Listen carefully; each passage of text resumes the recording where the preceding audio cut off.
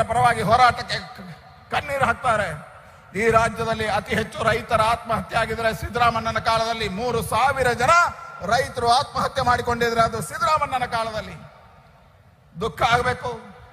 24 ಜನ ಹಿಂದೂ ಕಾರ್ಯಕರ್ತರ ಹತ್ಯೆ ಅದು ಸಿದ್ದರಾಮಣ್ಣನ ಕಾಲದಲ್ಲಿ ಆಗಿದೆ. 24 ಜನ ಹಿಂದೂ ಕಾರ್ಯಕರ್ತರ ಹತ್ಯೆಗಳು ಸಿದ್ದರಾಮಣ್ಣನ ಕಾಲದಲ್ಲಿ ಆಗಿದೆ.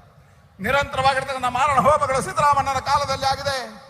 ಗೋ ಹತ್ಯೆ ನಿರಂತರವಾಗಿರ್ತಕ್ಕಂಥ ಸಿದ್ದರಾಮಣ್ಣನ ಕಾಲದಲ್ಲಿ ಆಗಿದೆ.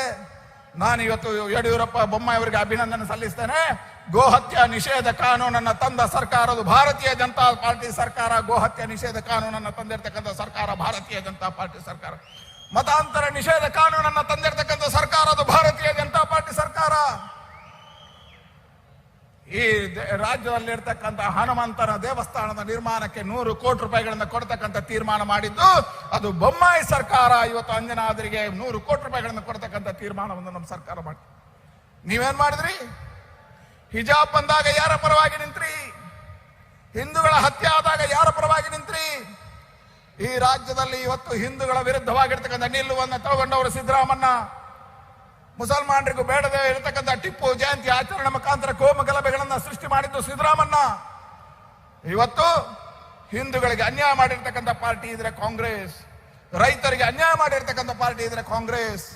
ಇವತ್ತು ರೈತರ ಪರವಾಗಿರ್ತಕ್ಕಂಥ ಪಾರ್ಟಿ ಅದು ಭಾರತೀಯ ಜನತಾ ಪಾರ್ಟಿ.